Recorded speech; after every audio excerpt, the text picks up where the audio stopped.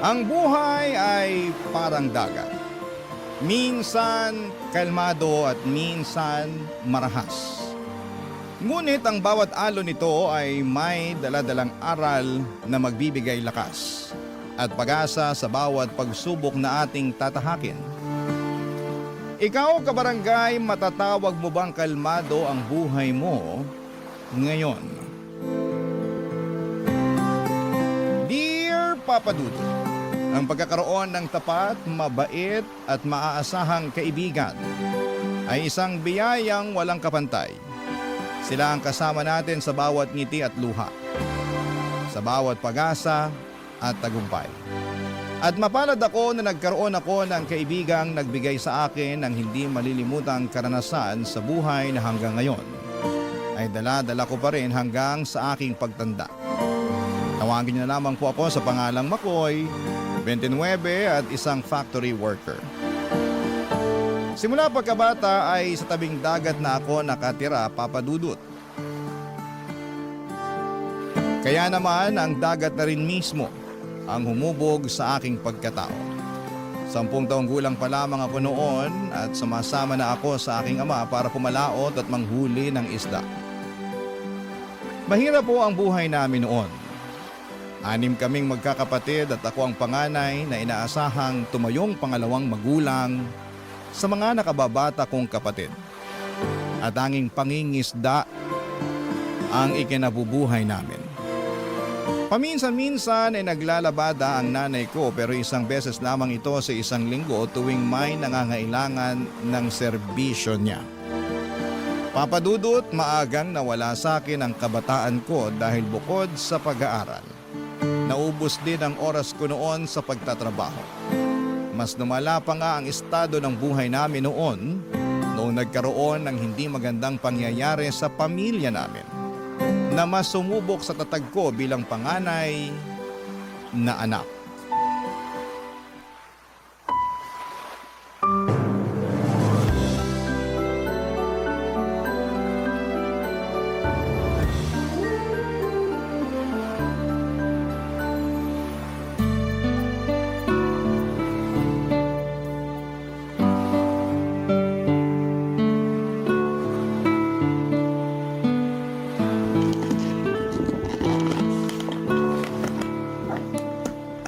Nay, para saan yung mga damit na yan? Bakit kayo nag-iimpake ng damit?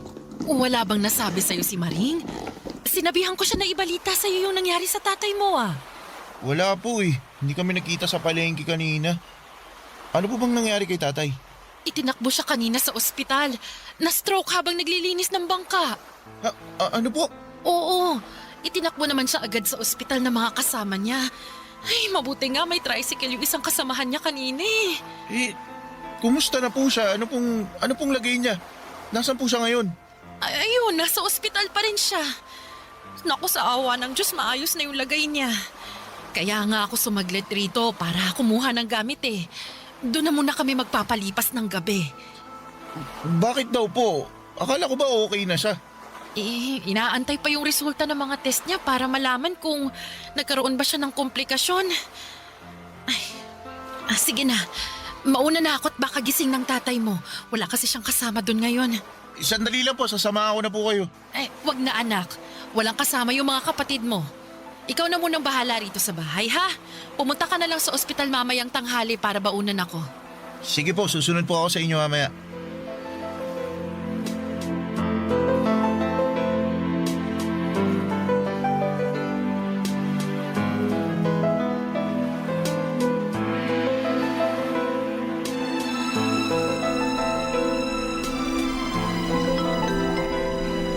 Paging Dr. Gago.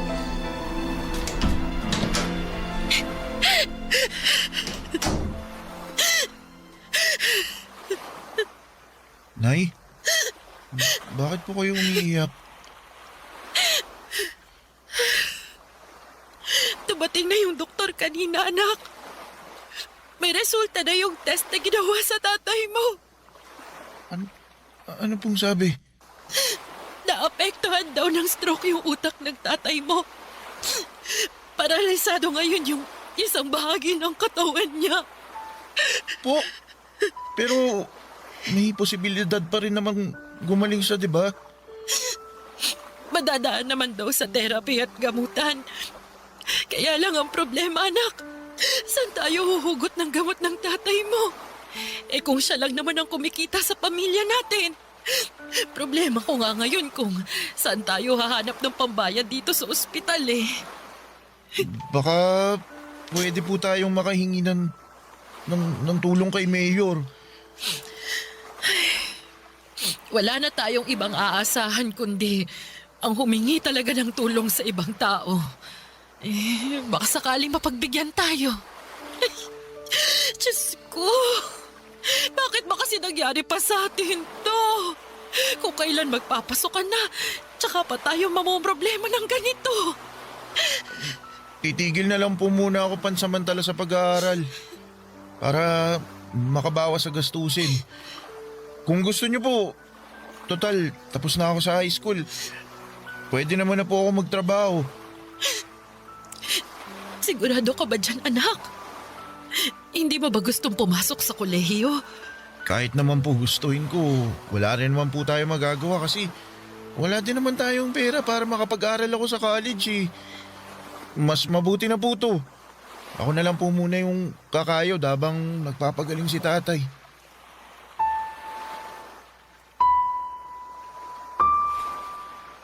Papadudot, dahil sa nangyari sa aking ama ay isang trabaho ang naipasa sa akin na hindi ko pwedeng talikuran. At yon ay ang magpakaama sa mga kapatid ko. Iba't ibang uri ng trabaho ang pinasok ko para lamang makapaglaan ng pera para sa pamilya namin. 2:00 pa lamang ng madaling araw ay bumabangon na ako para sumama sa mga grupo ng mangingisda na pumapalaot ng madaling araw. Pagsapit naman ng 5:00 ay umi-extra ako sa pagbubuhat ng banye-banyerang laman dagat na pinapadala sa iba't ibang palengke sa probinsya namin. Hindi pa doon natatapos ang araw ko dahil diretsyo naman ako sa palengke namin para maghanap ng mga tenderang nais magpalinis ng itinitinda nilang isda. Bago sumapit ang tanghali ay nagtutungo ako sa isang kilalang resort sa amin para naman magtrabaho bilang caretaker. At sa parehong pagkakataon ay lifeguard na rin sa lugar.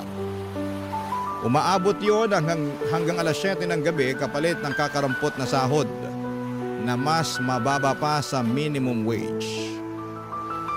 Araw-araw, papadudot, ay bugbog na bugbog ang katawan ko sa trabaho pero hindi ko magawang magreklamo dahil kailangan ko itong gawin bilang ako na lamang ang inaasahan ng pamilya ko.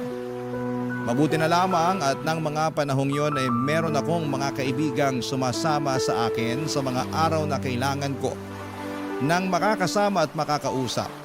Sina Neil at Sonia. Sa kanila ako humuhugot ng lakas. Sina ang dahilan kung bakit kahit papaano'y nababawasan ang pagod na katawan ko or pagod na nararamdaman ko sa pang-araw-araw, papadudot.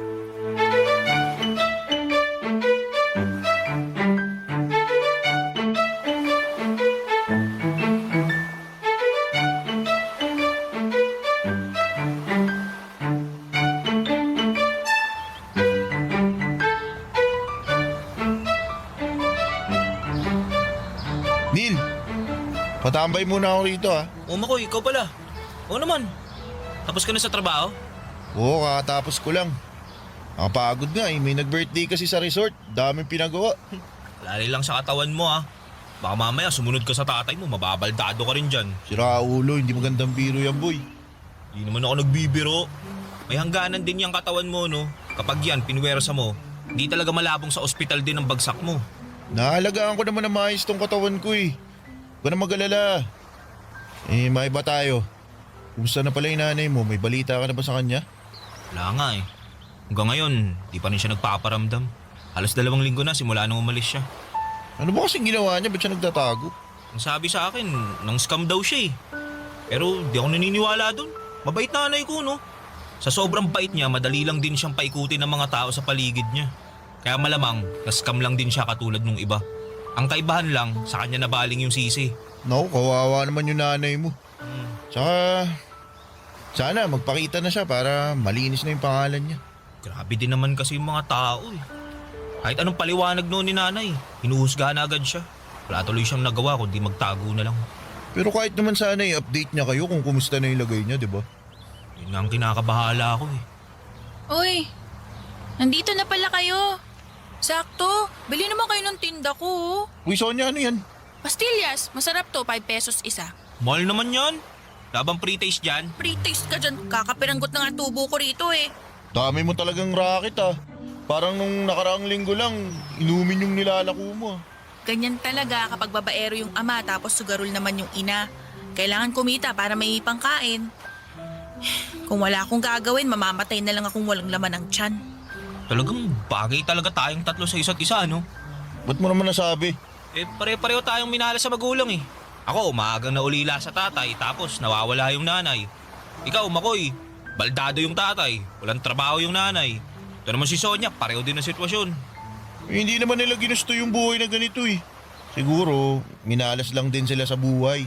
Eh, mas lalong hindi rin natin ginusto yung ganito, no? Alam nyo, ang nenega nyo, wala naman tayong mapapala sa pagrereklamo eh. Ano magagawa natin kung pinanganak tayong mahirap, di ba? Kung gusto nyo magbago buhay nyo, magtrabaho kayo. Mahirap na nga tayo, kinakawaan nyo pa yung sarili nyo eh. Talagang magiging masaklap talaga yung buhay nyo kung ganyan. Ano ba dapat gawin para hindi maging masaklap buhay namin? Tularan nyo ako, masaya lang kahit problemado. Fake it till you make it, di ba sabi nila? Sus, mahirap pekein ng kasiyahan, lalo na kung mas nangingibabaw ang kalungkutan, no? Asus, bumanat na naman. Kung may kapalit lang sanang pera yung matatalinghagang salita na lumalabas dyan sa bibig mo, matagal ka na sanang mayaman. Sana nga, ganun na lang kadali ang buhay eh. E di sana lahat tayo masaya. Alam nyo, imbis na magmukmuk kayong dalawa dyan, tulungan nyo na lang kaya akong ibenta tong mga pastillas ko. Tara na, para naman may ambag kayo sa buhay ko. Pas, uwi na ako. Pagod na talaga ako eh. Bawi na lang ako sa susunod. Ikaw, Neil, sumama na ako. Sige na nga. Sabi, bigyan mo akong pre-taste mamaya ah. Ito, pakaburaot mo. O siya, mauna na ako ha. Enjoy kayo sa pagbebenta ng pagkamahal-mahal na pastillas ni Sonia. Daan ako sa bahay niyo mamaya, bebentahan ko nanay mo. Sa susunod na, wala kami pera. Simula elementary ay magkakaibigan na talaga kami nila Neil at Sonia Papadudut. Una ko naging kaibigan si Neil dahil magkapitbahay lang kami noon. Wala gaano ang kalaro si Neil noong mga bata pa lamang kami. Siya kasi yung tipo ng bata na lalampa-lampa. Mabilis siyang hingalin at lagi siyang nadadapa kapag naglalaro kami ng habulan. Mahina siya pagdating sa mga trabahong nangangailangan ng pisikal na lakas. Pero sa kabila noon ay bumawi naman siya sa pagiging matalino. Consistent honor student siya noon, kaya naman siya ang lagi naming takbuhan pagdating sa mga assignments and projects namin dati. Samantala ay naging kaibigan naman namin si Sonia noong lumipat siya sa lugar namin. Bigla na lamang niyang isinali ang sarili niya sa pagkakaibigan namin ni Neil nang walang dahilan. Kung nasaan kami ay lagi siyang nakabuntot hanggang sa nasanay na lang din kami na lagi namin siyang kasakasama. Hanggang sa pagtanda namin ay nanatiling matatag ang pagkakaibigan na nabuo sa pagitan naming tatlo. Taon pa nga ang lumipas, ilang pagsubok man ang dumaan sa amin, ay lagi naming kasama ang bawat isa. Sabi nga namin hanggat nasa likod namin ang isa't isa ay walang problema ang magpapataob sa amin. Hanggang sa halos sabay-sabay kaming tinambakan ng problema. Papadudot na muntik nang ikasira ng aming pagsasama.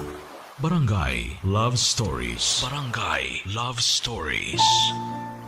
Papadudot taong 2014 ay nahuli ko ang sarili kong nanay na may kasamang ibang lalaki. Kinausap ko si nanay tungkol sa nalaman ko at hindi man lang niya ito itinanggi mula sa akin. Ayon sa kanya ay may mga pangangailangan daw siya na hindi na naibibigay ng tatay namin. Sobrang nawasak ang puso ko noon para kay tatay. Pero dahil ayokong masaktan ng tatay ko ay itinago ko na lamang ang mga nalaman ko. Hanggang sa sumunod na buwan ay tuluyan na kaming iniwanan ni nanay at pinili ang mas maayos na buhay na ipinangako sa kanya ng kalaguyo niya. Sa kabilang banda naman ay tuluyan ng nahuli at nakulong ang nanay ni Neil matapos ang ilang taong pagtatago. Para makapagpiyansa ay kinailangan itong maghanda ng 50,000 para lamang mailabas niya ang nanay niya sa kulungan. Sa parehong taon din, Papa Dudut, ay namatay naman ang tatay ni Sonia, ang taong pinaguhugutan niya ng lakas at saya sa kabila ng mahirap nilang buhay. Sabay-sabay man kaming binagsakan ng suliranin sa buhay. Sa aming tatlo ay si Sonia lang ang nananatiling matatag at puno ng pag-asa. Sa kabila ng pagpanaw ng tatay nito ay sa kanya kami humuhugot ng lakas para harapin ang bukas. Inaasahan na namin yon mula sa kanya. Dahil simula pagkabata ay likas na masiyahin talaga si Sonia. Iiyak lang siya saglit kapag malungkot siya, pero pagkatapos noon ay babalik na ulit siya sa dating niyang pagkatao na makulit at punong-puno ng enerhiya. Kaya naman noong mga panahong yon, si Sonia ang naging sandala naming dalawa ni Neil noong namroblema kami sa mga magulang namin.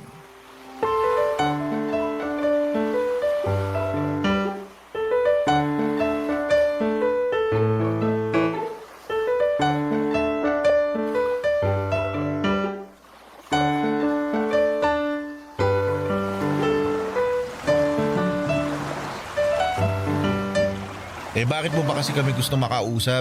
Dito pa sa tabing dagat, daming lamok dito. Siyempre, para kunwari nasa pelikula.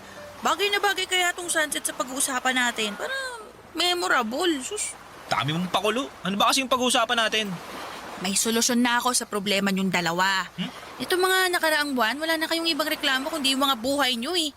Nakakasawa ng pakinggan para makasirang plaka. Kaya naisip ko na resolbahin na lang yung mga problemang yan. Ano mo naman gagawin yun? Easy ka lang ah. Ikaw Neil, nag-iipon ka ng pampiyansa para sa nanay mong nakakulong, di ba? Oo. Kung gagawin mo, papautangin mo ako? Di no, pareho tayong walang pera. Pero hindi, may naisip akong paraan para magkapera ka. Paano naman? Parang ayoko yung nasa isip mo ah. Yung magbebenta ng laman ah. Sino ba nagsabi magbenta ka ng laman? Masyado kang defensive. Naisip mo bang gawin yun? Uy, sira ulo. Kung gagawin yun no. Pero syempre, hindi naman kita ilalagay sa ganong klaseng bagay. Ito yung naisip kong solusyon. Papalapit na yung piyesta natin, di ba? Oo, tapos? May nabalitaan ako. Magpapakarera daw sila ng bangka sa paparating na pista tapos magkakaroon ng pagandahan ng bangka. Malaki raw yung premyo dun kaya naisip ko, sali tayo. Karera ng bangka? Magkano naman daw yung premyo? Di ko pa alam pero unang pista to nung bagong halal na mayor kaya sigurado ako magpapakitang gilas yun. Ano, sali tayo? Pwede naman. May bangka naman si tatay na pwedeng gamitin. Maayos makina nun, kaya pwede ilaban. Sino naman magmamaniobra ng bangka? Hindi malamang tong si Makoy. Marunong ka bang gumamit ng bangka? Hindi. Oh, di ba?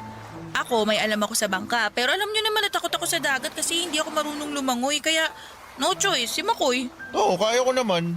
Walang problema sa akin kasi bata pa lang ako, namamangga na ako. Ayun, edi tapos na isang problema. O, sunod naman yun sa'yo, Makoy. Sige nga, paano mo susolusyonan yung problema ko ngayon? Nahanap ko na kung nasa ng nanay mo. Talaga? Nasaan siya?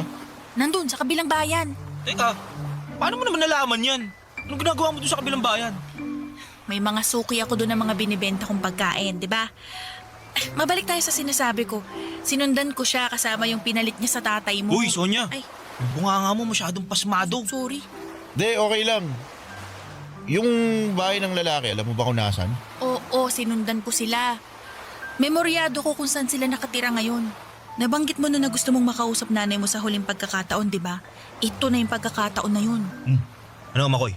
Kikitain mo ba siya? Hindi ko alam eh. Hindi ko alam kung kaya ko. Oh, bakit naman? Marami akong gustong sabihin. Marami akong gustong itanong sa kanya. Pero di ko alam kung masasabi ko lahat ng yun sa kanya kapag nagkita na kami. Hindi naman tayo pupunta agad-agad doon. Siyempre, kailangan mo rin paghandaan yun. Alam kong may galit at tampo ka sa nanay mo. Kaya mas magandang kitain mo siya kung kailang maliwanag na yan sa pag-iisip mo. Di bale, sasamahan ka naman namin kung kailangan mo ng suporte eh. Maraming salamat, Sonia. Ay, walang ano man. paano na lang kaya kung wala ako?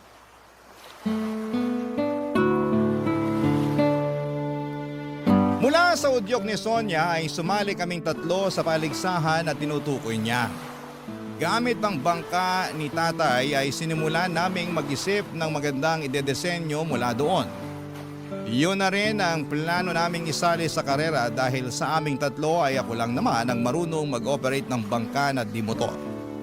Sina Neil at Sonia naman ay natoka sa pagdidesign ng bangka gamit ang talento ni Neil sa pagdodrawing. Sa mga sumunod na linggo bago ang pista sa lugar namin ay sinimulan ng guhitan nila Neil ang bangka ni tatay. Kapag walang masyadong tao sa resort na pinagtatrabahuhan ko ay patakas naman akong nag-iensanyo sa pagdadrive ng bangka para sa karera. Kasabay noon ay patuloy ang paghimok sa akin ni Sonia na kitain ko na ang nanay ko para makausap siya. Pero nang mga panahong yon ay hindi ko pa alam kung ano ang sasabihin ko sa nanay ko kapag nagkita ulit kami. Wala pa akong sapat ng lakas ng loob noon para masabi ko sa kanya ang mga gusto kong sabihin.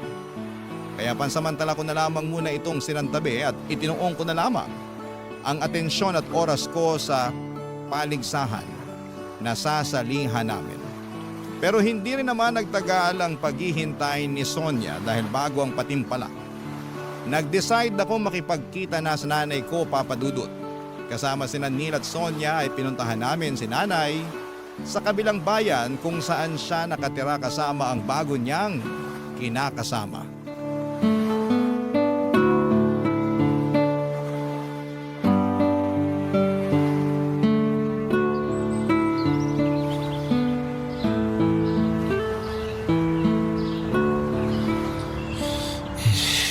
Ano ba yan?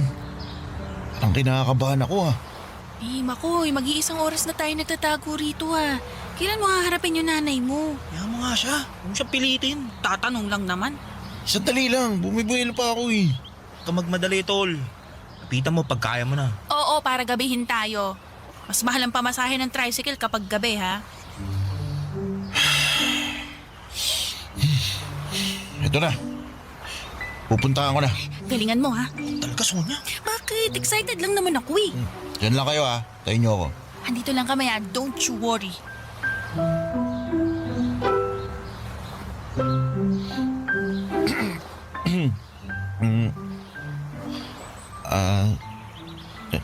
Nay?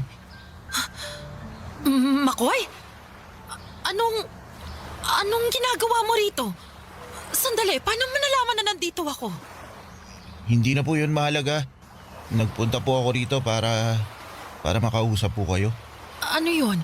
May nangyari bang masama? May nangyari ba sa tatay mo? Wala po.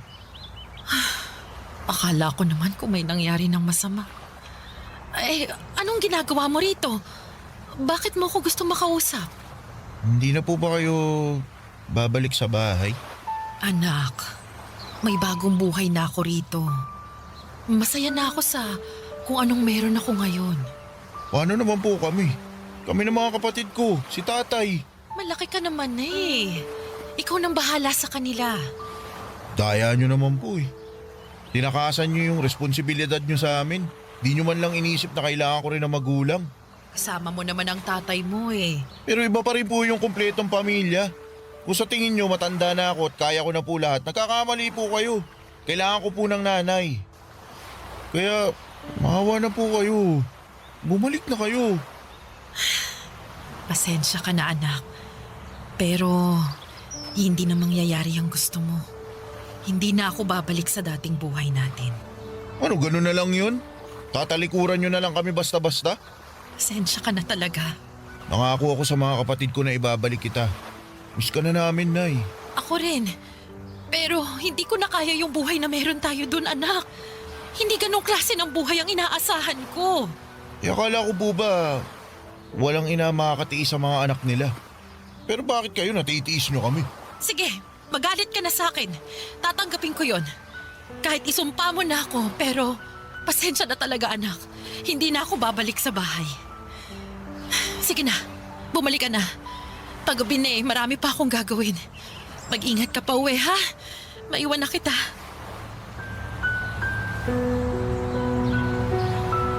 Oh, Makoy, musta? Sasama daw ba sa'yo pa uwi? Hindi. Wala na nga siyang paki sa amin eh. Baka naman, pwede natin siyang mapakiusapan. Wala na nga. Ayaw na nga niya. Ano pang mahirap intindihin doon? Oh, chill ka lang. Sungit mo naman. Hindi kasalanan nyo kasi to. Pinipilit-pilit nyo pa kasi ako eh. Uy, ikaw may gusto nito, di ba? Sabi mo, gusto mo makausap nanay mo. Di tinulungan ka lang namin. Eh dapat di nyo na lang ginawa. Grabe, hindi ka na lang magpasalamat. Sonia, tama na yan. Ay, hindi. Hindi tama na sa atin siya magagalit dahil lang hindi niya nakuha yung gusto niya. O bakit ano ba gusto mo marinig? Mag-thank you ako sa'yo kasi ayaw na sa amin ng nanay namin. Ang gusto ko lang naman. O edi thank you. Ano, masaya ka na? Uy, hindi mo ganyan pre. Nag-aalala lang naman kami sa'yo eh. Hindi. Palibasa. Hindi nyo alam kung ano nararamdaman ko ngayon. Alam nyo, itigil na lang natin tong kahibangan na to. Yung mga naisip mong solusyon sa mga problema namin, mga walang kwenta. Kung sabi mo, Uy, tumigil na nga kayong dalawa dyan. Muhi na nga lang tayo. Hindi na ako tutuloy dun sa contest na sinasabi nyo.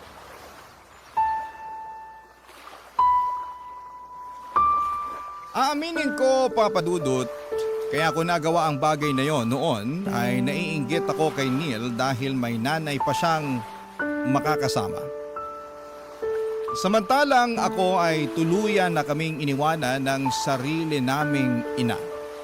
Medyo makasarili ako sa part na yon, lalo na't bangka ni tatay ang gagamitin sana namin para sa kompetisyon, pero bata pa ako noon. At ang mga desisyon pa na ginagawa ko dati sa buhay ay nadadala pa ng mga emosyon ko.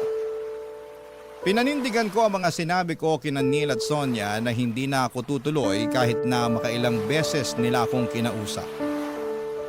Buo na ang desisyon ko noon na nagsimula lang dahil sa inggit at galit sa sarili kong nanay.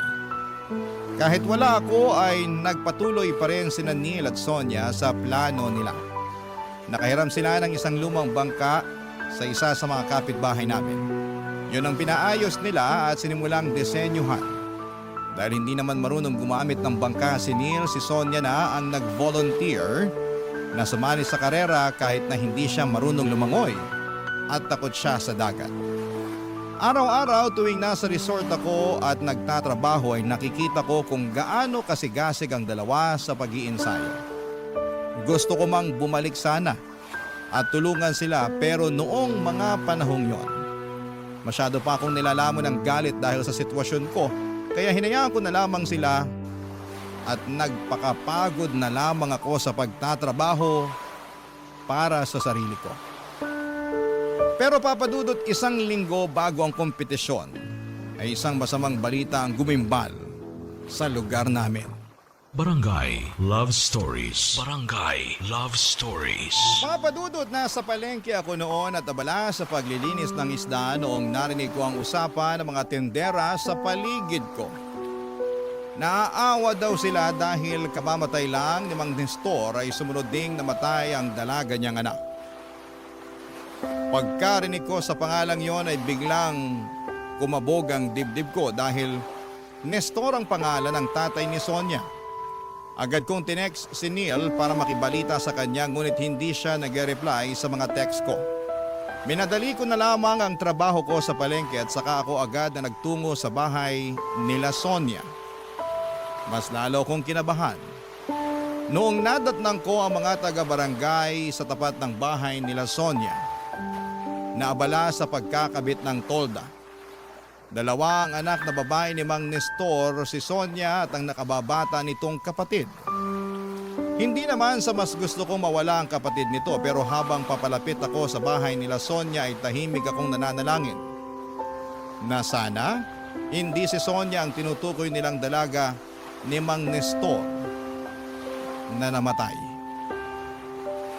Bago pa man ako makarating sa gate nila Sonia ay nanlumo ako nang nakita ko si Neil na nakatayo sa tabi ng pader at puno ng luha ang kanyang mga mata. Hindi ko pa man nakukumpirma ay alam ko na ng mga oras na yon na si Sonia nga ang tinutukoy nilang namatay, Papadudot.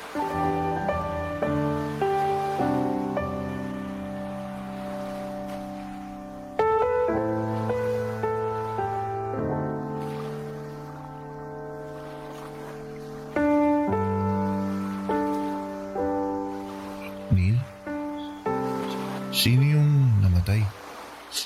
Huwag mo sabihin, Wala na si Sonia, tol.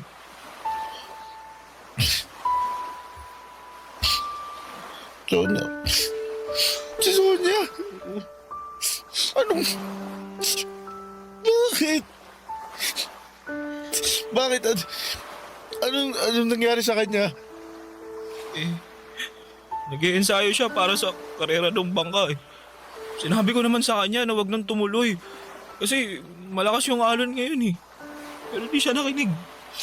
Ba't mo kasi siya hinayaan? Kilala mo si Sonia, tol.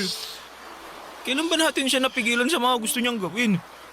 Lahat ng gusto niya, ginagawa niya kahit ano pa sabihin natin, di ba? Tikas kasi ng ulo niya eh. Di na nga marunong lumangoy, nagpumilit pa. Kasalanan ko to eh. Dapat di na lang namin tinuloy yung laban. Kung hindi siya nagpumilit na sumali, di sana buhay pa rin siya hanggang ngayon. Di, wala kang kasalanan. Gusto ko lang naman niyang matulungan eh. Kung maghahanap kayo ng masisisi, ako dapat yun. Kasi ako yung may kasalanan ng lahat. Iniwan ko kayo eh. Diba? Dapat ako yun. Ako dapat yung nagpa-practice. Ako dapat yung nasa bangka, hindi siya. Alam mo, may punto ka, pre. Di mangyayari to kung di ka umayaw eh. Pero naiintindihan nga namin. May pinagdadaanan ka, tsaka di namin kontrolado yung mga desisyon mo sa buhay, kaya hindi ka namin pwedeng sisihin sa nangyari. Pero may mga pagkukulang din tayo eh. Totoo din yan. Namatay siya dahil sa kagustuhan niyang makatulong sa atin. Pero nung siya na yung nangailangan, wala tayong nagawa. Sana nga, panaginip na lang to lahat eh. Tol, di ko ma-imagine, tol. Ang hirap paniwalaan na wala na si Sonia. Sobrang bata pa niya para mamatay.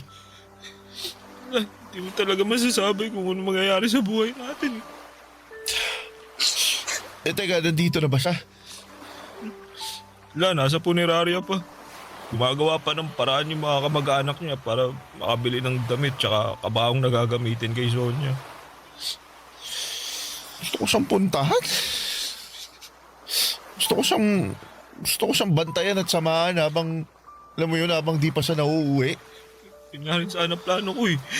Doon ako papunta ngayon. Tara, gusto ko magpaalam sa kanya sa huling pagkakataon.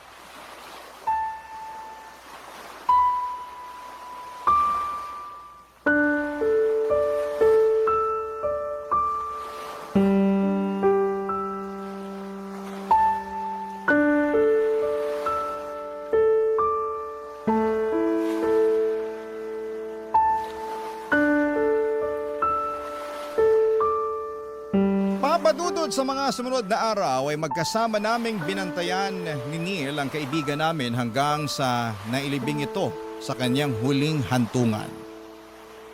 Masakit para sa amin na hindi masisilayan pa ni Sonia ang kinabukasan. Napakarami niyang pangarap sa buhay kaya nakakalungkot na maaga siyang binawi ng Panginoon gayong isa siya sa mga tao na may napakabuting puso. Marami siyang napapasayang tao at marami siyang natutulungan ng walang kapalit. Sa loob-loob ko ay sinisisi ko ang sarili ko dahil kung hindi ko lang sana sila sinukuan noon, hindi sana ako papalitan ni Sonia sa karera. Hindi sana siya mauuwi sa kamatayan. Kaya naman ang tanging pambawi na lamang na naisip ko ay ang ituloy ang mga nasimulan niya. Sa mismong puntod ni Sonia ay pinangako ko na tutuparin ko ang mga bagay na gusto niyang mangyari. Tutulungan ko si Neil na mabuo ang iniipon niyang pampiyansa sa kanyang nanay. Susubukan ko ring sundin ang naging payo niya sa akin noon na tatanggapin ang mga bagay na hindi ko kontrolado.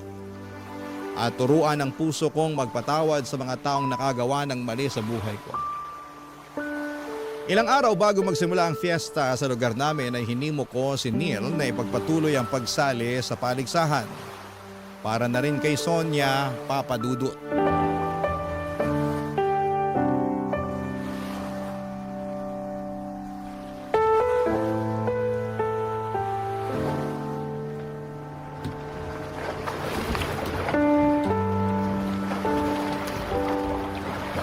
Pasensya ka na, Nila.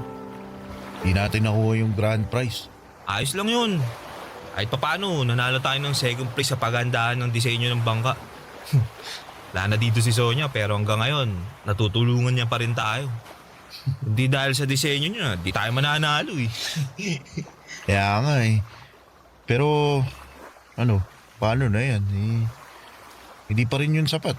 Para sana sa pampiyansa ng nanay mo. Sus, kapag-iipunan naman yun eh. Huwag mo nang intindihin yun. Alam mo kung ano magandang gawin? Ano? Hati tayo sa premyo. Kailangan mo rin ng pera, di ba? Ako, hindi ako tatanggi dyan. Kailangan ko rin talaga ng pera eh. Kaya nga naisip ko, paghatian na lang natin. Sige, salamat. Alam mo, nandito lang si Sonia. Sigurado ako, puro reklamo aabuti nating dalawa mula doon. Nako, yung pa. Hindi tumatanggap ng pagkatalo yun. Baka awayin pa nga nun yung judge kasi hindi pinanalo yung design niya. Alam mo, nakakamiss talaga yung babaeng yun. Kung makakausap mo si Sonia ngayon, anong gusto mong sabihin sa kanya? Ngayon, marami. Gusto kong magpasalamat sa kanya kasi lagi niya akong pinaprangka sa mga bagay-bagay. Lagi niya akong pinapaalalahanan na may dulot na pag-asa yung bawat araw. Gusto ko siyang pasalamatan sa mga araw na tulad nito. Tuwing malungkot tayo, dismayado, lagi siyang nandyan para pagaanin yung loob natin. Ako, gusto kong humingi ng tawad sa kanya. Bakit naman? Hindi kasi pakiramdam ko, nadismay ako siya eh. Ewan ko ba, parang sinira ko yung pagkakaibigan natin dahil lang sa nagpadala ako sa nangyari sa problema sa pamilya namin. Wala naman nasirang pagkakaibigan. Alam mo, katunayan nga, si Sonia pa nagpaintindi sa akin ng pinagdadaanan mo. Alam niya kung paano mabuhay sa isang sirang pamilya. Kasi dati, di ba, naghiwalay yung mga magulang niya. Sa aming dalawa, siya mas nakakaintindi sa'yo nun. Hindi, pero pasensya pa rin ha, kasi naging makasarili ako eh. Sus, nalalahanin yung pre. Tapos na yun eh. Saka isa pa, bumawi ka naman na. Natalo nga lang. Oo nga eh. O, totoo nga yung sinabi mo. Magandang tumambay dito sa lao. Nakakagaan ng loob. Diba? Lalo na kapag tahimik yung dagat. Dito rin takbuhan ko kapag gusto kong takasan yung mga problema ko. Masarap humiga sa bangka habang hinihili ka ng alon. Tapos pinagmamasdan mo yung kalangitan. Salamat Makoy. Layon. Di, salamat kasi naging kaibigan kita. Kayo ni Sonia. Salamat na dumating kayong dalawa sa buhay ko. Ako rin. Pinagpapasalamat ko rin ang bagay na yan. Papa Dudut, wala na akong masyadong rekoleksyon pa sa mga sumunod na nangyari pagkatapos ng nangyaring pagpaligsahan. Basta ang nanatili sa utak ko noon ay yung kinuha si Neil ng kanyang tiyahin papunta sa Maynila. Simula noon ay nawala na kami ng koneksyong dalawa. Hanggang ngayon ay wala na po akong balita kay Neil kung kumusta na ang buhay niya.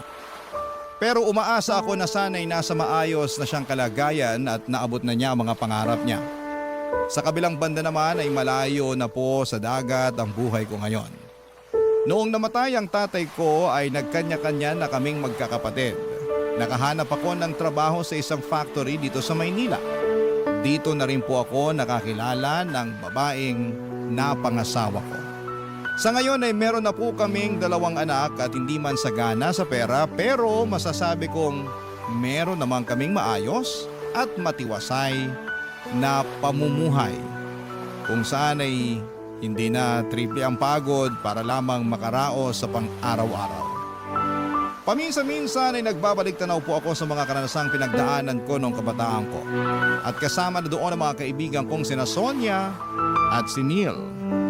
Hanggang ngayon ay dala-dala ko pa rin ang mga aral na natutunan ko mula sa kanila na kapag malakas ang alon, yon ang panahong sinusubok tayo ng problema. Maaring mabigat, nakakatakot at minsan ay tila tinatapon tayo ng tadhana kung saan-saan. Pero katulad po ng alon, laging humuhupa rin ang unos. Sa huli ang mahalaga ay matutunan nating sumabay sa pag-agos. Hindi natin kayang pigilan ang mga alon pero kaya nating matutong lumangoy, magtiwala sa sarili at manatiling nakatindig sa gitna ng hampas ng buhay. Hanggang dito na lamang po ang kwento ko at maraming salamat po sa pagbibigay ng oras sa storya ng aking buhay. Ang inyong forever kapuso at kabarangay, Makoy. Anong say mo sa Barangay Love Stories na ito? Pagkwentuhan natin sa comment section yan. Ang mga kwento ng pag-ibig, kwento ng buhay at kwento ng pag-asa dito sa Barangay Love Stories.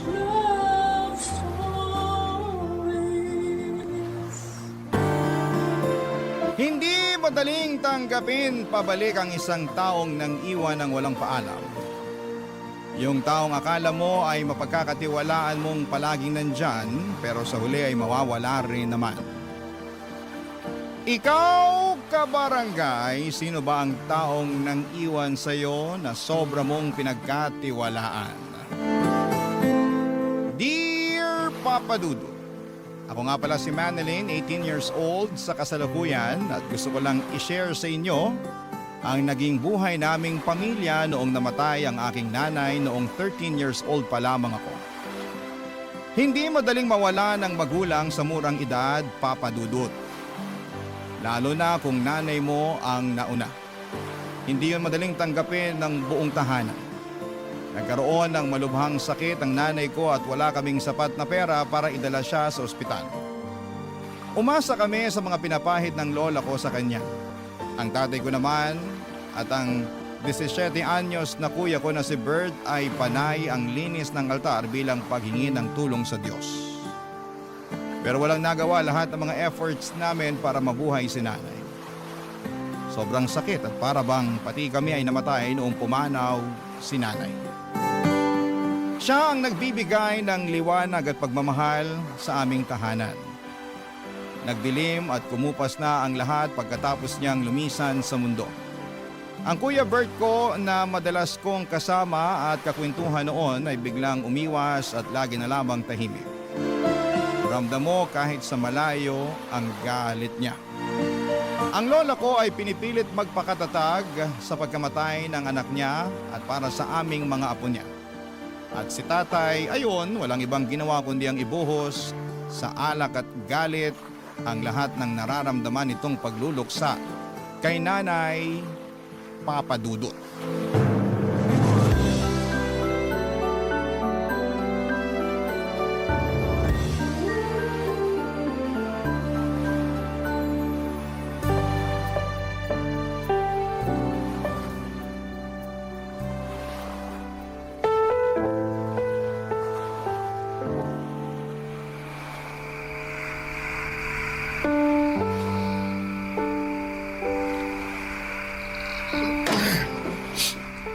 Nay! Manilyn! Bert! Andyan ang tatay mo. Oo. Nandito lang pala kayong maglola sa kwarto eh. Anong ulam? Wala nang natira para sa'yo. Pinakain ko na lahat sa mga anak mo. Langya naman. Ako nagtrabaho para sa ulam na yon pero ako pa tong naubusan. Eh kung umuwi ka lang sana ng maaga, di sana nakihati ka pa sa mga anak mo kanina. At para sabihin ko sa'yo, pinagkasya ko lang ang kakaunting ulam na yon para sa aming tatlo. Inutang ko pa yun sa karinderya kanina dahil wala ka namang iniwang pera. Eh sa wala nga eh. Ano magagawa ko? Ganon na lang ba yon? Pag wala na, di nagagawa ng paraan. Eh para naman tanga to si nanay oh. Paano pa nga magagawa ng paraan pag wala na? Hoy Manilyn, ipagtimpla mo na nga lang ako ng kape sa kusina.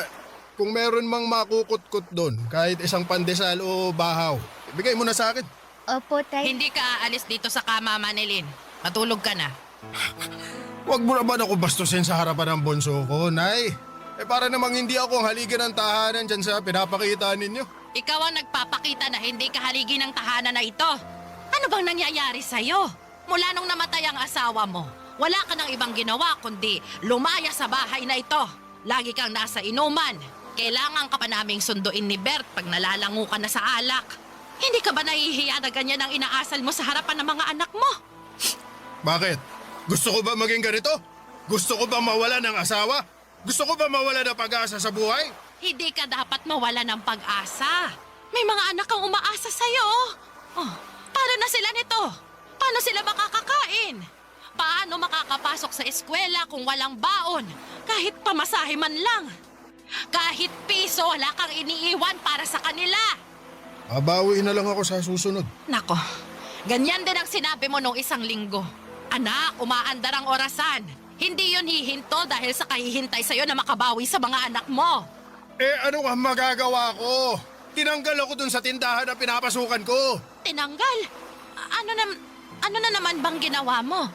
Nagnakaw ako ng isang delata. Gutom na ako nun eh. Hindi ko na napigilan ang sarili ko. Hindi ko naman alam na isusumpong pala ako ng kasamaan ko. Para sa isang delata lang, hindi na sila naawa. Mali pa rin ang magnakaw. Isang delata lang yun, Nay. Hindi yun kawalan sa kanila. Mayayaman yung mga yun, nakakaangat kaysa sa akin. Isang delata lang yun. Pero kung hatakin nila ako palabas ng tindahan, akala mo, bilyon na ang ninakaw ko. Kahit na anak. Ano na, Manilin? Hindi ka pa babangon dyan para ipagtimpla mo ng kape tong tatay mo? Kailangan pa bang kalad ka rin din kita palabas tulad ng ginawa nila sa akin doon sa tindahan? Ano? Sagot! Takot na takot noon ang pakiramdam ko nang pandilatan ako ni tatay ng mga mata niya. Hindi ko alam kung susunod pa ako sa kanya pero tumingin si Lola sa akin at saka tumango. Isang senyales para sumunod na ako sa tatay ko. Pagkalabas ko ng kwarto ay agad na sinarado ni Lola ang pintuan. Pakiramdam ko ay may pag-uusapan silang importante at hindi ko yon pwedeng marinig. Kaya nga siguro ako pinilit ni tatay na magtimpla ng kape ay para hindi ko marinig ang pagkadurog ng pagkalalaki niya dahil hindi na siya matibay na haligi ng aming tahanan. Maayos naman po si tatay noon. Masipag at ginagawa ang lahat para mabuhay kaming pamilya. Kung ano-anong racket ang pinapasukan niya. Parang hindi niya ramdam ang pagod lalo kapag sinasalubong siya ni nanay ng mainit na kape pagka uwi ng bahay. Si nanay ang nagpapakalma at nagtatanggal ng pagod ni tatay. Kaya naiintindihan ko si tatay kung nandilim ang payapan niyang buhay mula nang namatay si nanay. Pero paano naman kami ni Kuya Bert na mga anak niya? Hindi ba siya gagawa ng paraan para sa amin? Mabaling ang atensyon niya, Papa Dudut.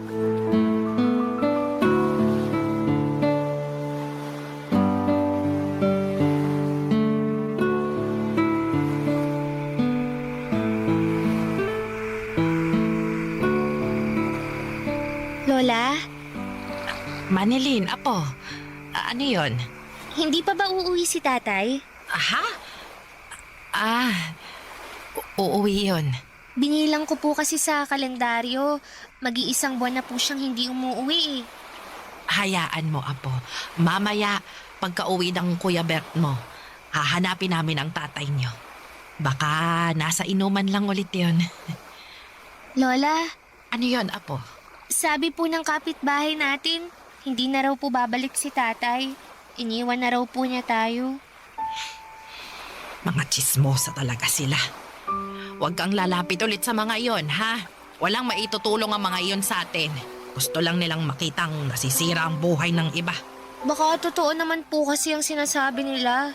Kasi kung gustong umuwi ni tatay, dapat dati pa. Tsaka konti na lang po yung naiiwang damit niya sa cabinet eh. Yung iniwan pa niya, yung mga hindi na niya sinusuot. Babalik yon, apo. May tiwala ako. Kung sakaling hindi na po siya babalik, paano po tayo? Makakayanan natin ito. May awa ang Diyos. Pwede po kayang bumali sa awa ng Diyos. Gutom na po kasi ako, Lola eh. Baka pwedeng ngayon na maawa ang Diyos. Tapos na kasi ang tanghali eh. Pero kahit almusal, hindi pa ako nakakakain. Nag-iisip pa ang lola mo kung saan tayo kukuha ng pambili ng pagkain, ha? Kahit ako, gutom na rin. Lola, Apo, nakautang ka ba sa ninang Joy mo? i-advance na lang daw niya ang regalo sa akin sa Pasko. Inabutan ka na niya ng aginaldo?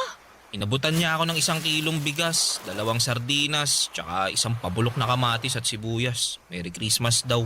Ay, nako, ayos na yan. Kaysa sa wala. Igigisa ko lang yung sardinas, ha? Yung kalahating kilo ng bigas, gagawin kong lugaw sa susunod na araw. Yung kalahati, kanin natin ngayon. Dadamihan ko na lang yung tubig ng kanin para mas umalsa at magmukhang marami. Pero Lola, ayaw niyo po ng basang kanin, di ba? Hindi na ngayon. Kailangan kong damihan ng tubig para may makain at mahigop kayong Di ba yun yung pinapainom sa mga batang walang pambili ng gatas? Ginagawa nyo naman kaming bata, Lola eh. Nakakawala ng matinding gutom ang Mabuti na yon kesa mabiting kayo sa pagkain. Kailangan nating magtipid ngayon lalo Iniwan na na... tayo ni tatay. Hindi tayo iniwan ni tatay. Babalik pa siya, sabi ni Lola. Baka nasa inuman lang daw siya. Sunduin niyo na mamaya, ha? Ano sinasabi mong babalik si tatay? Manilin, iniwan niya na tayo. Hindi totoo yan. Di ba, Lola? Ikaw ang nagsabi na babalik pa si tatay. Sabihin nyo na ang totoo, Lola. Huwag nyo nang paasahin to si Manilin. Oo na. Hindi na babalik ang tatay niyo dahil iniwan niya na tayo. Nahuli ko siya nung araw na tumakas siya habang tulog kayong dalawa. Hindi ko na siya hinabol kasi alam kong ayaw niya na rin dito. Kaya mula ngayon, wala nang kahit anong usapan tungkol sa tatay niyo para makalimutan na natin siya. Isipin niyo na lang nakasama na siya ng nanay niyo sa kabilang buhay para hindi na kayo umasa pa na makakabalik pa siya. Naiintindihan niyo ba? Kahit galit si Lola noon ay nakita ko pa rin sa mga mata niya ang lungkot sa pagkumpirma sa amin na iniwan na kami ni tatay. Para sa 13 anyos na batang katulad ko ay hindi yon madaling tanggapin at iproseso. Kakamatay lang ng nanay ko tapos ay tinakasan naman kami ni tatay dahil hindi niya makayanan ang kalungkutan. Parang hindi tama. Pero wala namang kaming magawa dahil sa pag-iwan ni tatay sa amin ay mas lalong lumungkot at humirap ang buhay namin. Mas lalong naging rebelde si Kuya Bert, pahirapan na siyang makausap na kahit si Lola ay sinukuan ng lapitan pa siya. Wala na rin kaming naging balita sa kanya maliban sa isang kumakalat na chismis na nagpunta na raw si tatay sa Maynila. Iniwan na niya kaming mga anak niya sa probinsya. Pagkatapos noon ay inisip na lang namin na patay na rin si tatay. Tuwing nagsisimba kami at nakitirik ng kandila para sa kaluluwa ni nanay, ay dinadamay na rin namin si tatay. Nagtitirik na rin kami ng kandila para sa kanya para madaya na ang aming mga isipan. Napatay na rin si tatay. Ang hirap namang magluksa sa isang taong buhay pa pero mas piniling huwag magparamdam. Papa Dudut. Barangay Love Stories. Barangay Love Stories. Makalipas ang 2 taon ay nasanay na kaming wala si tatay sa tabi natin. 15 anyos ako noong nagsimula na akong magtrabaho at tagabantay ako ng baby ng teacher ko. Kapalit noon ay siya ang nagpapaaral sa akin. Binibigay na rin niya ang mga tira-tira nilang pagkain para may maiuwi ako sa amin. Paminsan-minsan ay inaabutan ako ng kaunting barya para may maiabot ako kay Lola na panggastos namin sa bahay. Si Lola naman ay namumulot ng mga natapong palay sa kiskisan para meron kaming bigas. Naglalabandera na rin siya sa isang teacher ko, Papa Dudut. Nagtutulungan kami ni Lola para makaraos sa buhay. Maliban kay Kuya Bert. Mula noong inabandona kami ni tatay ay mas tumindi nga ang pagrebelde ni Kuya Bert. Halos hindi na ito umuuwi ng bahay. Lagi namin siyang sinusundo ni Lola sa mga pinupuntahan niyang inuman. Dati si Lola at Kuya Bert ang sumusundo kay tatay sa inuman. Pero ngayon, kami na ni Lola ang sumusundo kay Kuya Bert pag wasak na ito sa inuman. Hindi man umiimik at nagreklamo si Lola pero ramdam ko ang kalungkutan niya, Papa Dudut. Kaya hanggat maaari ay hindi ko siya binibigyan ng sama ng loob o masamang balita. Wala akong ibang ginagawa kundi ang protektahan ang nararamdaman ni Lola, Papa Dudut.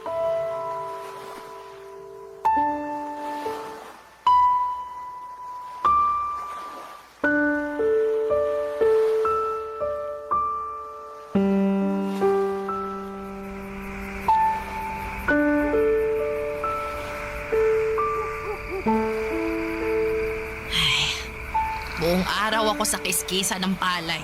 Pero wala pang isang saloptong napulot ko. Nakausap mo na ba ang mga guro mo? Wala ba talagang magpapalabas sa kanila? Kahit mga kurtina lang. Wala raw po eh. Kailangan daw nilang magtipid muna ngayon kasi madedelay din daw po yung pasahod sa kanila. Pag tinamaan ka nga naman ng malas. Problema nila sa sahod, pati tayong umaasa sa kanila, madadamay.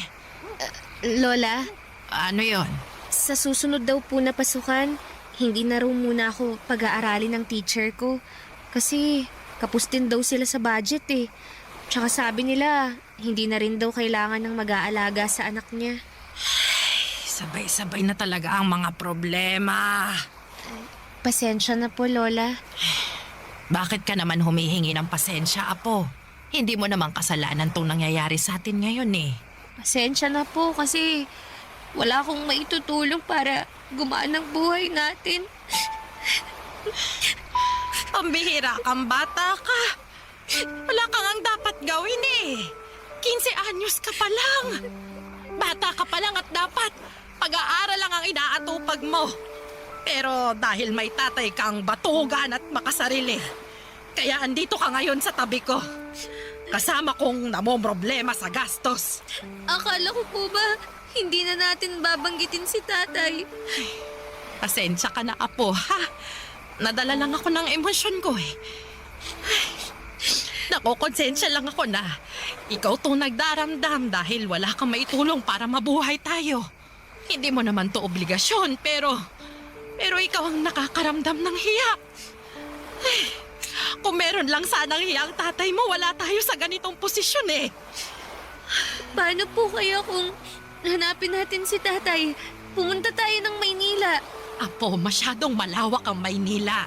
Hindi magiging madali ang paghahanap sa kanya. At hindi biro ang maghanap ng taong ayaw naman magpahanap. Hindi ko pa rin po kasi maintindihan kung bakit kailangan ni tatay namang iwan. Naalala mo pa ba yung sinabi ko sa'yo noon tungkol sa paraan ng mga tao para magpakita ng lungkot? Mga tao na kapag tinamaan ng lungkot, bigla na lang mang-iiwan, bigla na lang tatakas. Malungkot din naman tayo, Lola. Pero bakit hindi tayo tumakas? Bakit hindi tayo ang nang iwan? Kasi kabilang tayo sa ibang mga tao na kapag nalulungkot, mas lumalaban. Kaya kahit mahirap, Manilin, lalaban tayo, ha, Apo? May mga araw na hindi tayo makakakain. May mga araw na magtsatsaga na naman tayo sa Pero sa mga araw na yon, samahan mo akong lumaban, ha? Kasi hindi ko makakaya ng lumaban ng mag-isa. Gusto ko kasama kita.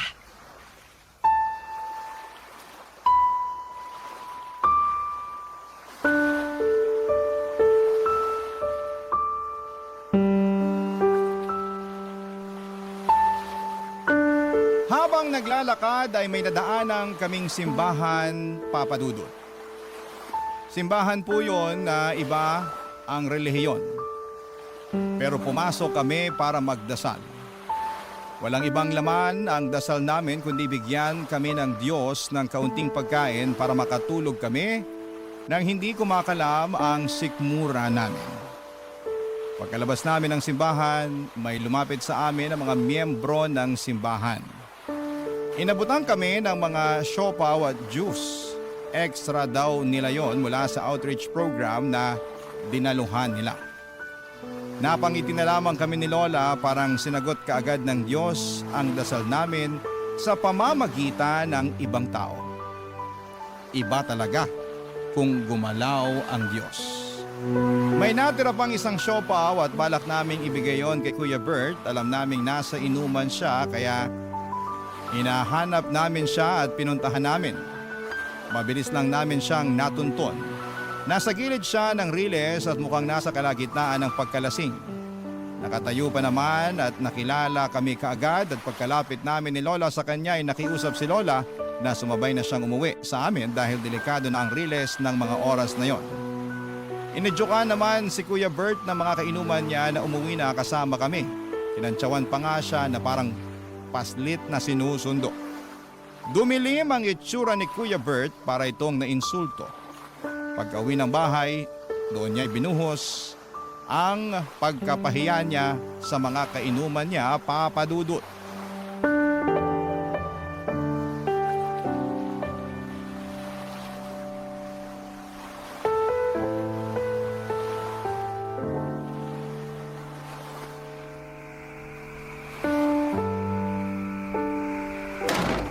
Ayo, masaya na kayo maglola na napauwi niyo na ako.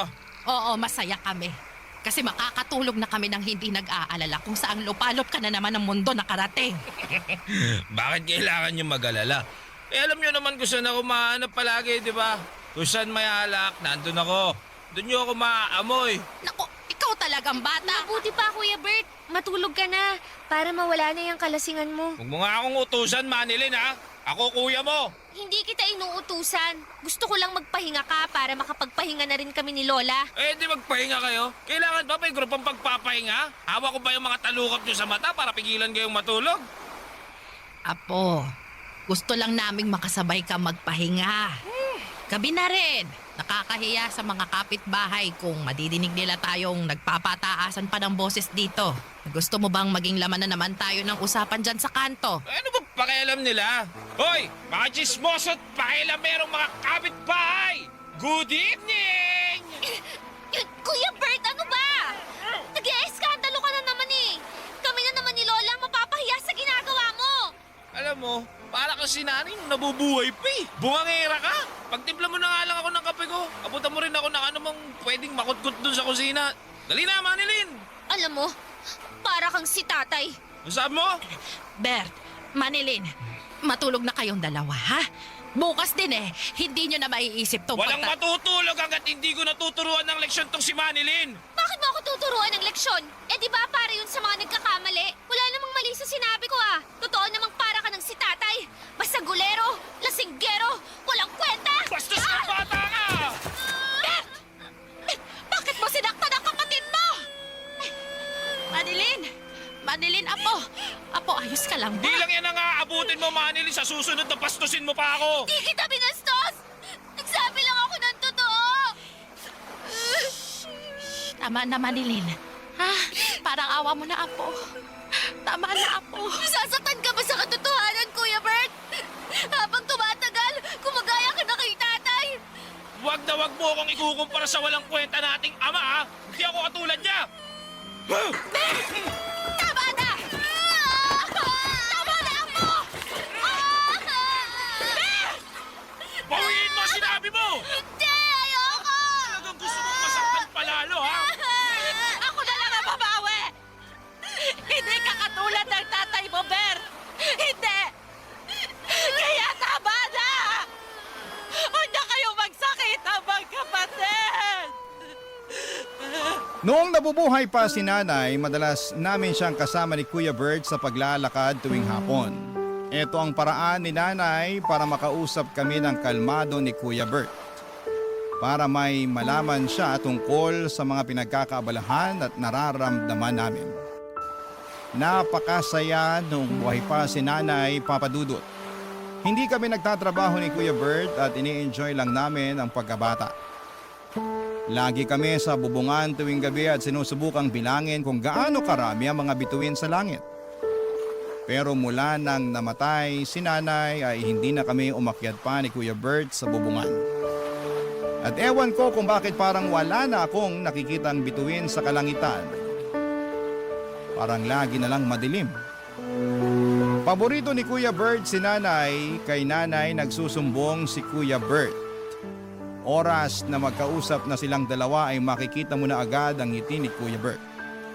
Pero mula noong namatay si nanay ay hindi ko na ulit nasilayan ang ngiti niya. Mas lalo lang nabaon sa limot ang mga ngiti ni Kuya Bert nang inabandona kami ni tatay. At hindi namin alam ni Lola kung posible pa kaming makapag-alok ng magandang dahilan para maibalik ni Kuya ang dating ngiti niya, Papa Dudut. Barangay Love Stories. Barangay Love Stories. Dumaan ang 3 taon at wala pa rin nagbago sa kalagayan namin ni na Lola at Kuya Bert. Kapos pa rin at hindi masaya. Mabuti na lamang talaga at meron kaming sariling bahay. Malit man ang aming bahay na minana pa namin sa lolo namin ay ayos lang. Kung wala ang bahay namin yon ay baka matagal na kaming naging palaboy. At sa paglipas nga ng mga taon ay naging ganap na akong dalaga. 18 at nasa tamang edad na ako para magdesisyon para sa sarili ko. At higit sa lahat ay para makakuha ng trabaho na may totoong pasahod. Sa ika-18 na kaarawan ko nga, imbis na mag-celebrate ng aking debut ay mas pinili kong maghanap ng trabaho sa bayan. Pero wala akong nahanap.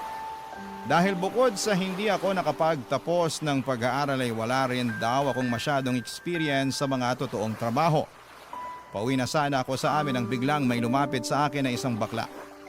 Isa raw siyang talent manager at inalok niya akong magtrabaho bilang isang modelo sa isang website daw. Wala akong alam at wala akong naiintindihan sa mga sinasabi niya. Hanggang sa pinaliwanag niya na malaki ang kikitain ko kapag nag-post ako ng mga sexy pictures sa website nila. Ang website nila ay tambayan ng mga ibang lahi. Noong una, hindi po ako komportable sa trabahong inaalok niya pero noong binulong na niya kung magkano ang kikitain ko sa bawat post ko ng sexy picture, bigla ay parang gusto ko nang sunggaban ang alok nito. Pero kinailangan ko munang sabihin yon sa lola ko, Papa Dudut.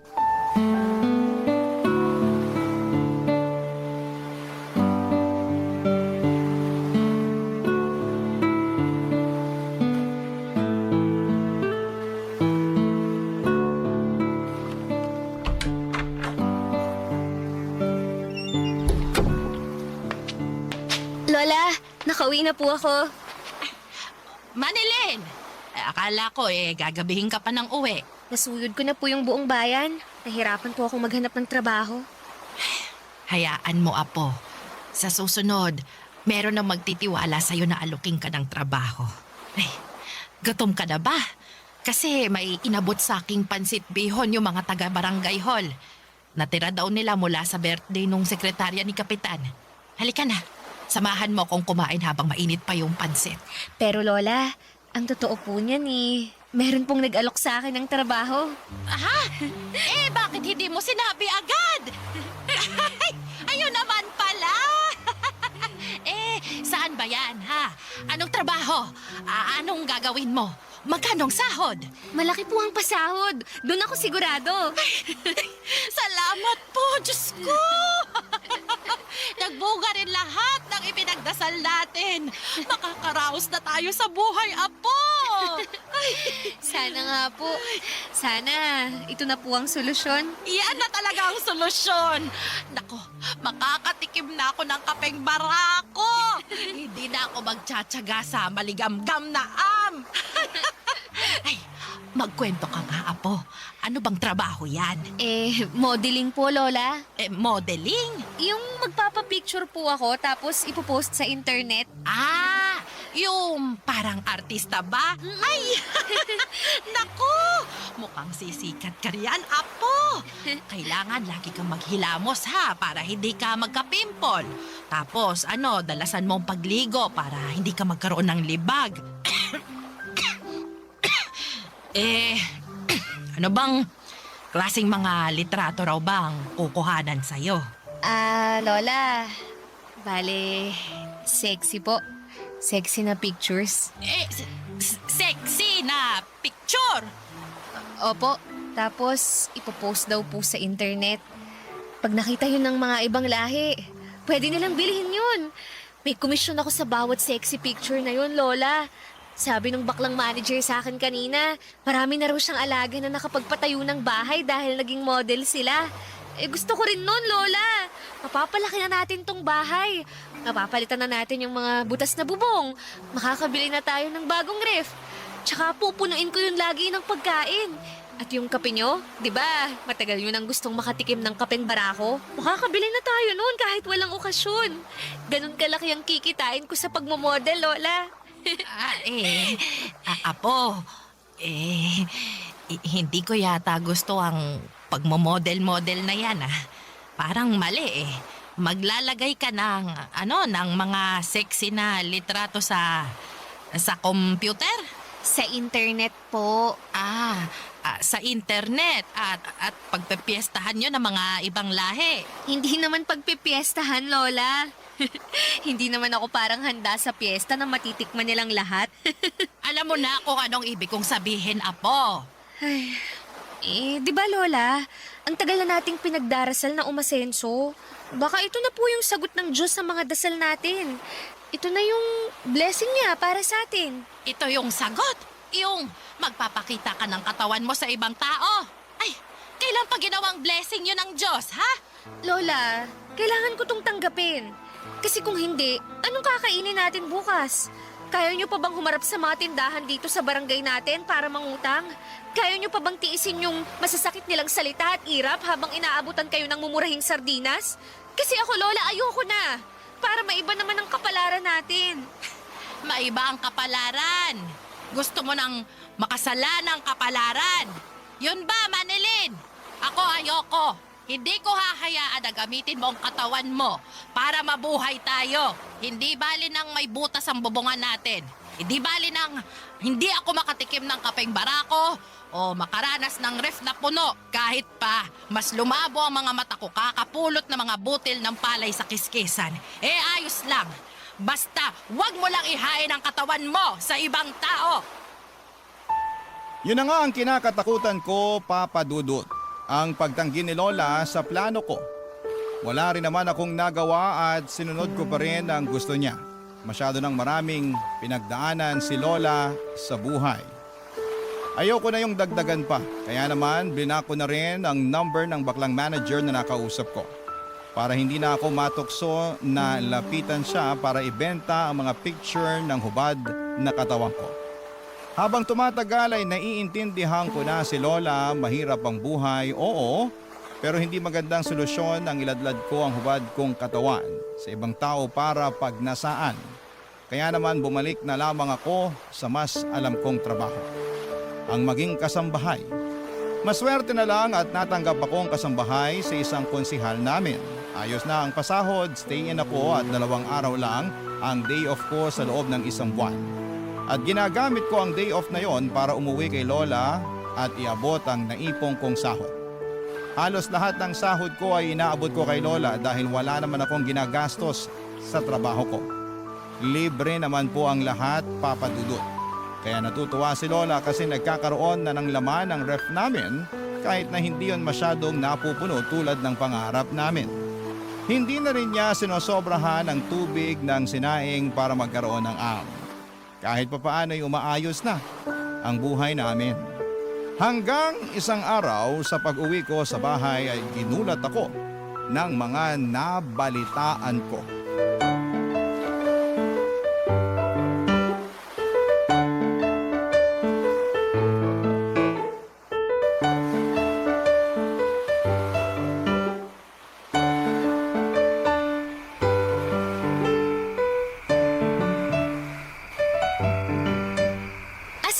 Si Kuya Bert, tawagin na po natin para sabay-sabay na tayong kumain.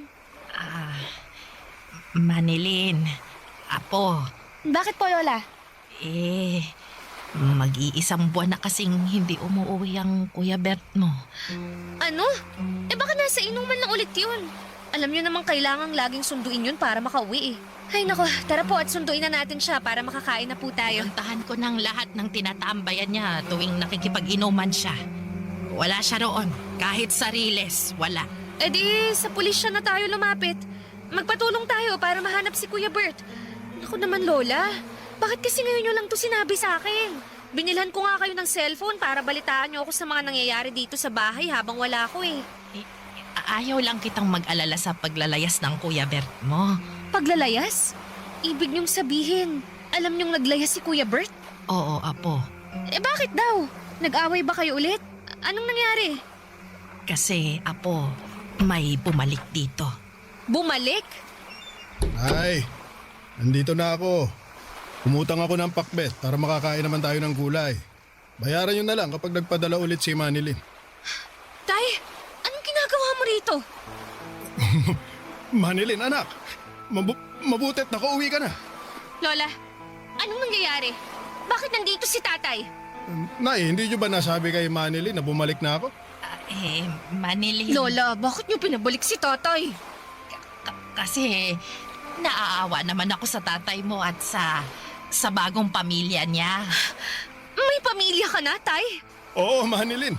May nakilala ako sa Maynila nung lumayas ako rito. May isa na kaming anak. May kapatid ka na ulit. At dito sila tumitira ngayon, Manilyn. Habang naghahanap pa ng trabaho ang bagong asawa ng tatay mo. Nalaman ko na maayos daw ang pasahod sa'yo bilang kasambahay, ha? Kaya nagpapasalamat ako kasi nakakatulong ang sahod mo para maambunan kami ng pamilya ko. Salamat, Manilyn, ha? Salamat at hindi ka gumaya dun sa kuya mong si Bert. Shh, mayabang. Walang utang na loob ang kuya mong yun. Alam mo bang ang sasakit ng mga sinabi niya sa akin nung pinatuloy ako rito ng lola niyo? Ayun, nung walang kumampi sa kanya, lumayas bigla. Mabuti na rin yun para mabawasan naman ang pinapalamon mo rito sa bahay.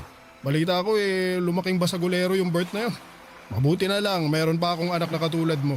Matino at saka responsable. Kaya, Manilyn, anak, huwag ka sanang magbabago, ha? Maging mapagbigay ka pa rin sana, lalo sa akin at tatay mo. Wala na akong ibang makakapitan kundi ikaw lang. Masyado na akong matanda para maghanap ng trabaho.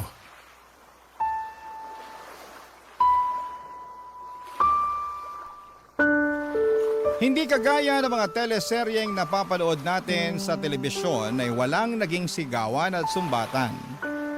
Walang sakitan, tahimik kong pinakinggan ang mga nakakasukang linya ni tatay.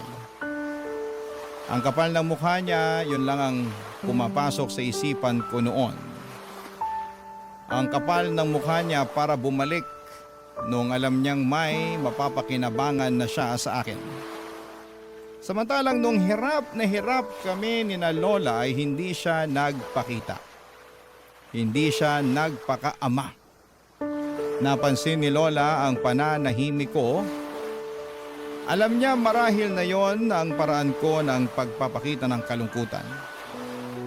Ang manahimik. Alam din niyang hindi ako komportable sa pagtanggap niya ulit kay tatay at sa bagong pamilya nito sa bahay namin. Kinausap niya ako ng masinsinan sa kwarto at inihingi niya ng tawad ang pagdidesisyon niya nang hindi nagsasabi sa akin. Napaiyak na lamang ako. Wala naman akong nagawa. Gusto ni Lola na tumira roon si tatay at ang bagong pamilya nito dahil nalulungkot siyang mag-isa lalo't wala na ako roon madalas. Tapos bigla pang nawala si Kuya Bert. Naguguluhan tuloy ako.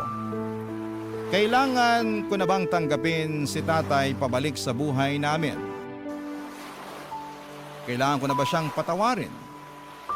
Kasi sa totoo lang, hindi ko pa kaya.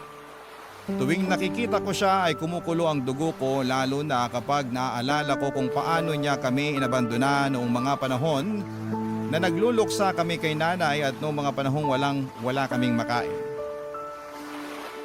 Pero masaya si Lola tuwing kasama si tatay at ang bagong pamilya niya. Hindi ko naman pwedeng ipagkait yon kay Lola lalo't yon ang unang beses na nakarelax na rin siya sa buhay at nakakabawi na rin sa saya. Pero paano naman ako, Papa Dudut? Malungkot pa rin ako at masama ang loob sa ginawa ni tatay sa amin. Ano po ang gagawin ko, Papa Dudut? Ako nga rin po pala ay ang bumubuhay sa bagong pamilya ni tatay dahil mas pinili na ngayon ni tatay na huwag nang magtrabaho dahil nalaman niya ang sahod ko bilang kasambahay. Naisip niyang kaya naman daw nilang pagkasyahin ang sahod na ibinibigay ko sa kanilang lahat.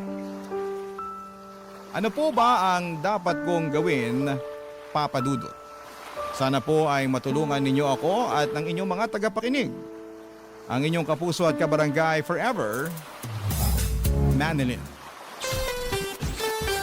Nalilito pa rin sa live ang ating kabarangay. Ano kaya ang maipapayo mo sa kanya? Ibahagi mo yan sa ating comment section para mabasa rin niya.